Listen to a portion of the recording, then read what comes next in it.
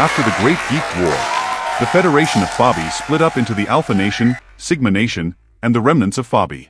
During the war, the Geeked Kingdom aided in the ongoing war between the Gen Alpha State and Gen Z and Millional Confederation. After the Great Geek War, Geek Kingdom started to colonize the Geeked Ocean, and taking island from the Gez and Melanal Confederation, causing them to go into war. You could say it was a war without reason.